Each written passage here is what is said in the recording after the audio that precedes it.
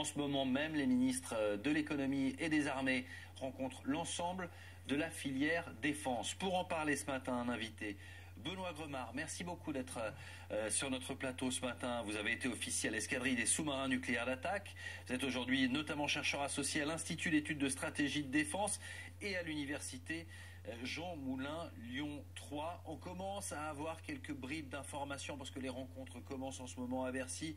On a notamment le ministre de l'économie, Éric Lombard, qui annonce que la Banque publique d'investissement va lancer un nouveau fonds de 450 millions d'euros dans lequel les Français pourraient investir avec un montant minimum de 500 euros. L'idée, c'est de rassembler les Français sur un effort de guerre et de leur demander de participer plutôt que d'augmenter les impôts. Il faut dire que c'est compliqué de trouver l'argent pour passer à terme de 2 à 3 ou 3,5% du budget de la défense et de l'augmenter très rapidement. C'est une opération difficile. Tout à fait difficile puisqu'il faut bien trouver l'argent quelque part.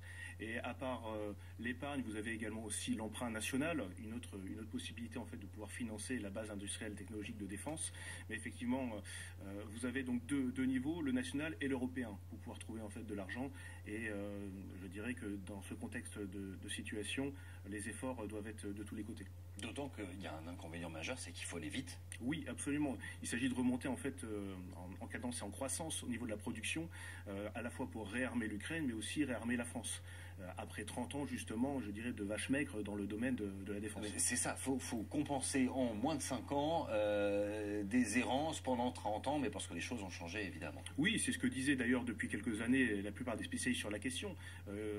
Lors de la Crimée en 2014, puis après en 2022, on s'est quand même alarmé du fait que la France n'avait pas beaucoup de munitions si elle devait faire face à un conflit de haute intensité. On en aurait eu pour entre 6 mois, voire 15 jours de munitions sur certains calibres.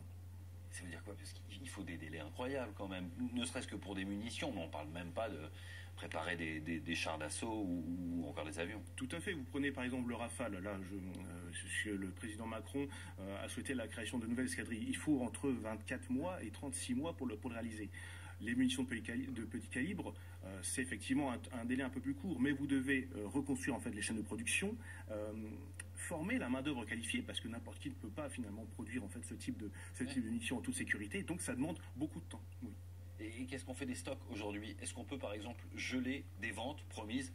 Je pense à l'Inde par exemple, qui est un gros client en ce moment, pour conserver cet armement pour nous dans un premier temps. Oui, ça pourrait être effectivement une solution, comme lorsque François Hollande avait gelé la vente des Mistral à la Russie dans un contexte géopolitique assez particulier, mais ce n'est pas la solution à long terme, évidemment.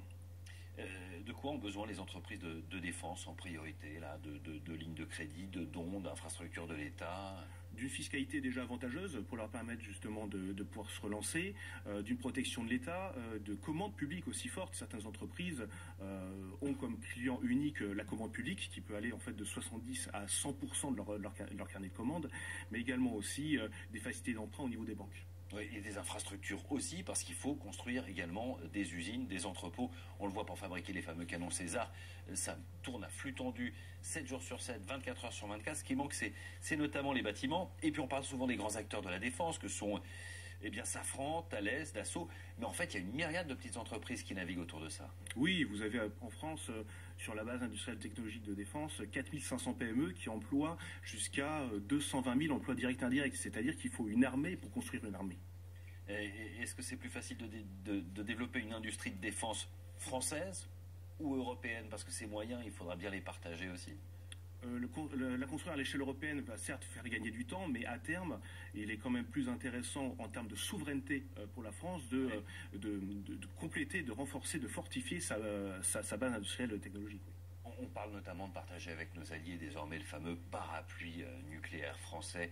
L'Allemagne est archi pour, le futur chancelier presse pour que le nucléaire français permette de protéger au moins l'Allemagne, si ce n'est ses partenaires européens. Et là, autant on peut être en retard en matière d'armement, de blindés, d'avions, de munitions, autant en matière de nucléaire, on est aujourd'hui à la hauteur? Ah oui, on est non seulement à la hauteur, mais les premiers en Europe à pouvoir le faire.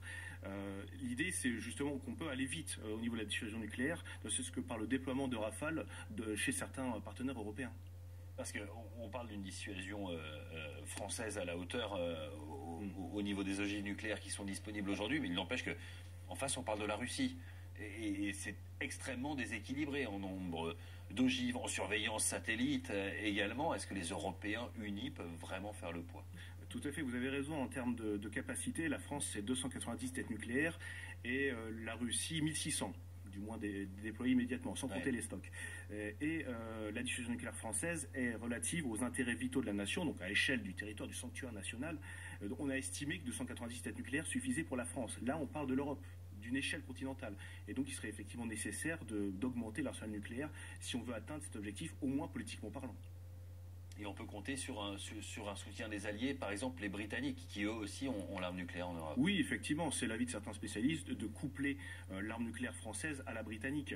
Mais ceci fait l'objet de pourparlers dans l'idée où il faut déjà définir plusieurs critères importants, à savoir la taille de ce qu'on est prêt à mettre en commun, quelle est la définition des intérêts communs qu'on va partager, et la responsabilité et le commandement.